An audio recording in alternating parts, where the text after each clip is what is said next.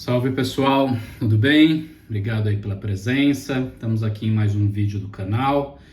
E esse vídeo é o primeiro de uma série de vídeos sobre um tema, um conceito que é fascinante, polêmico, estranhíssimo.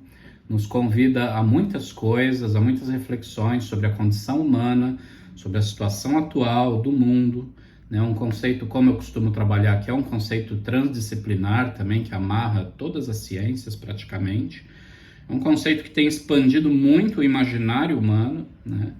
E até a limites, até quase do delírio, né? De um imaginário delirante, a gente poderia dizer, que é o conceito de transhumanismo, né? Então vamos falar sobre esse conceito. Quem já acompanha aqui o canal sabe que eu tenho um apreço grande por esse tipo de abordagem, né, desse campo aí movediço.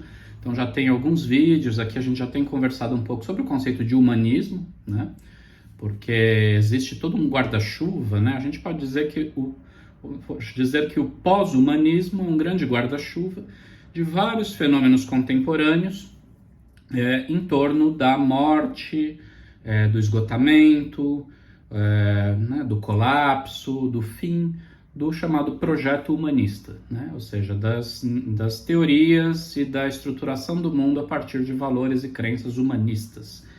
Então a gente tem um meta-humanismo, neo-humanismo, né? O anti-humanismo, que se volta contra o humanismo de modos específicos.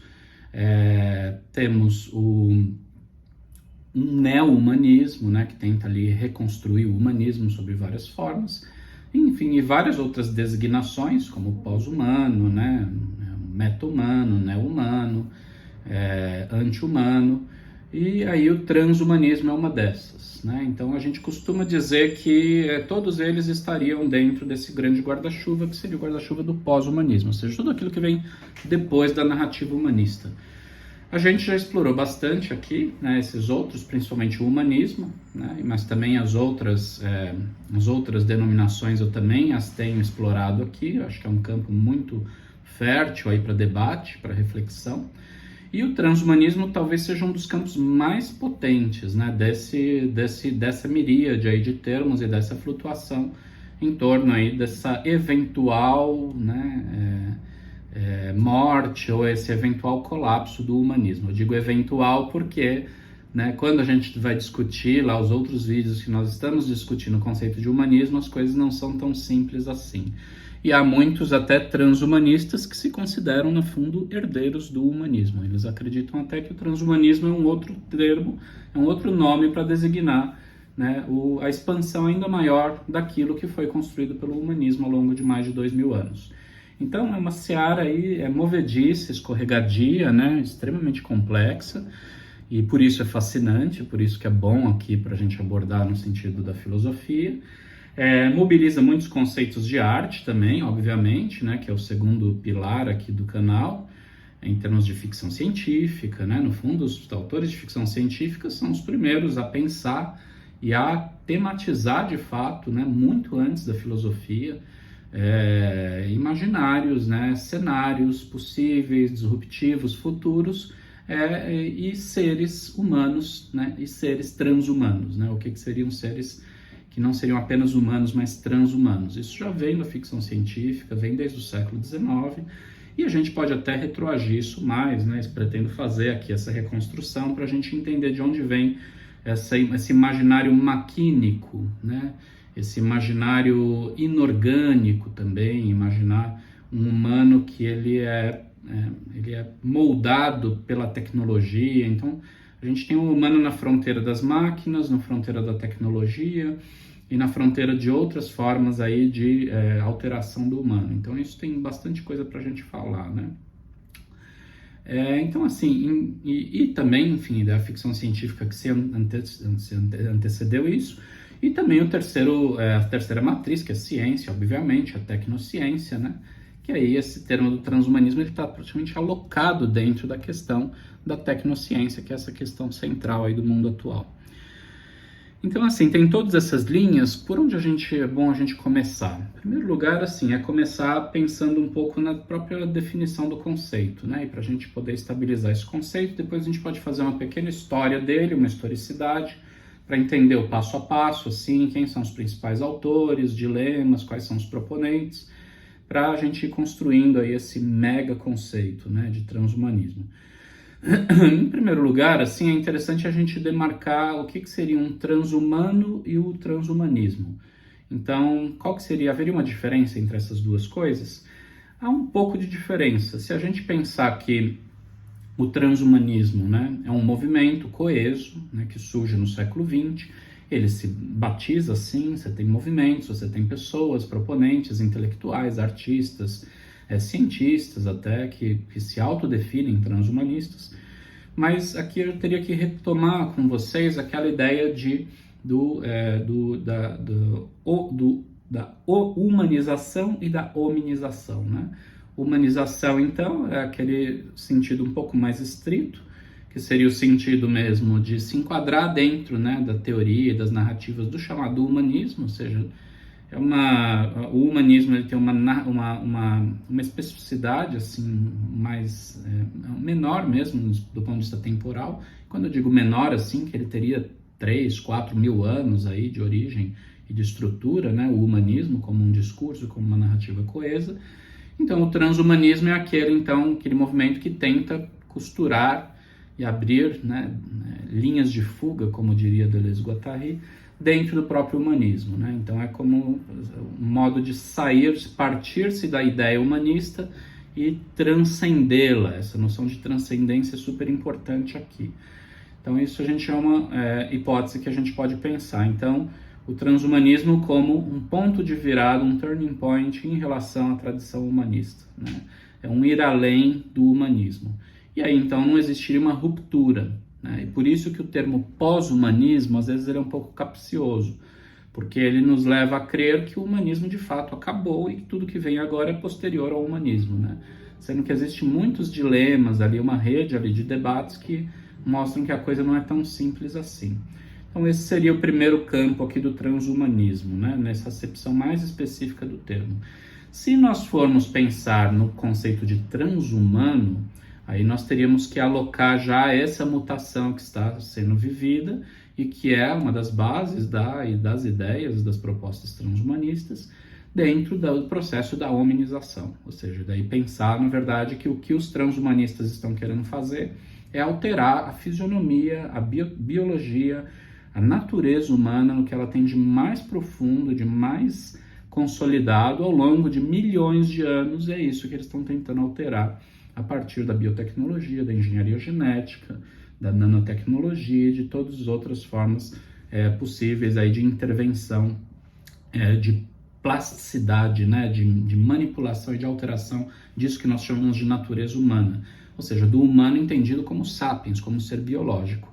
Aí, então, nós temos que imaginar o transhumanismo dentro dessa chave também, que seria essa chave de muitos milhões de anos, né, que tem a ver com a hominização, com a formação dos hominídeos, que eu também tenho explorado em outros vídeos aí mais específicos sobre isso. Então, veja, é fascinante isso, porque é como se o transhumanismo ele fosse uma embocadura, né, uma confluência de dois grandes veios, né, grandes rios assim que se encontram, que é a tradição propriamente humanista, né, de pensar o humano e toda essa taxonomia de definições e de crenças e valores e imagens e representações da humanidade do humano, e ela tem uma historicidade, como eu tinha dito, e existe essa narrativa mais ampla, que é a narrativa que implica o próprio processo evolutivo da Terra e da vida na Terra, que também os transhumanistas querem interferir também nesse ponto. E isso também é fascinante, embora isso também gere alguns abismos, assim, umas coisas vertiginosas que a gente vai ter que enfrentar aqui. Certo? Então, assim, de um ponto de vista mais histórico, de onde veio, né, o transhumanismo? Assim, um dos primeiros momentos assim, de batizado do transhumanismo seriam os chamados The Cerebral Inhibition Meet, que são os encontros, né, foi um encontro específico sobre inibição cerebral, de 1942. Então, é um encontro, né, de especialistas, enfim, de cientistas interessados que estavam interessados nessa plasticidade do cérebro, né, em como é possível alterar essa plasticidade e trabalhar com agentes inibidores do cérebro. Esses agentes inibidores, eles podem agir em vários setores do cérebro, em vários setores neurológicos. E por isso, então, que a inibição ela daria então uma possibilidade de abrir campos diferentes na percepção humana, dependendo do lugar em que ela é ativada ou desativada, né? Dependendo do lugar que é inibido. Então, por exemplo, né, às vezes os psiquiatras dizem que quando a gente, por exemplo, a pessoa bebe, né, álcool, não é que ela está se soltando mais, né? Ela, na verdade, está inibindo regiões específicas do cérebro que são relativas ao controle racional. Então, é curioso, é paradoxal, mas você tem o comportamento é mais transbordante, é mais, né, às vezes explosivo, é mais expansivo, mas não diz respeito a um estímulo, diz respeito a uma inibição.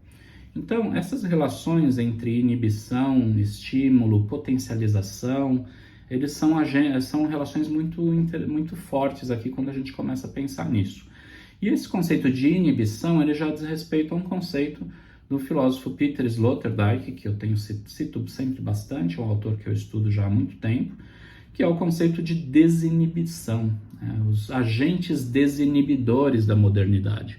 E o Sloterdijk é um autor muito caro aqui aos transhumanistas, ele é um dos primeiros a levantar essa questão, por exemplo, da biotecnologia, o papel que ela desempenha, né, na confecção de um outro humano, sapiens, né, e na alteração genética do humano. O seu famoso texto, sua famosa conferência de Elmau, né, em 1998, ali final de 98, que foi publicado em livro na Alemanha em 99, que é o chamado Regras para o Parque Humano, né? Então a gente já tem ali já o próprio título já é polêmico, né, bombástico, de imaginar as regras para esse outro parque, que não é um zoológico, mas é um parque temático de novos humanos, ou seja, é uma desinibição de conteúdos que já estão inscritos na natureza humana. Esses agentes desinibidores, né, ou agentes desoneradores, é uma outra expressão que o Sloterdijk utiliza também, isso está disperso na sua obra, ele utiliza muito esses agentes desinibidores no livro Ir e Tempo, mas também nos 3 volumes de Esferas, né, no mesmo barco, que é um pequeno livro que é quase um projeto, um pré-projeto, um croquis do projeto Maior Esferas em 3 volumes. Mas a ideia então de agentes desinibidores da modernidade quer dizer o seguinte, que a modernidade ela tem um pacto fáustico, né? Ela tem um pacto, o que é um pacto fáustico? É um pacto de desinibir o desejo, né? De realizar todo aquele desejo que foi retido e contido por agentes inibidores, por exemplo, como as religiões. Então, as religiões, né, uma vertente das religiões, porque em outro sentido as religiões também são agentes desinibidores, depois a gente pode falar sobre isso, mas num sentido mais específico, então, as religiões elas conseguiram conter, inibir o desejo humano, imaginando-se questões como pecado, culpa, né, interdição, Deus diz isso, Deus quer aquilo, etc. E então, para Sloterdijk, na verdade, a modernidade é uma grande revolta, não contra a religião, as religiões, mas é um reposicionamento das religiões no mundo secular, ou seja, no mundo em que nós vivemos.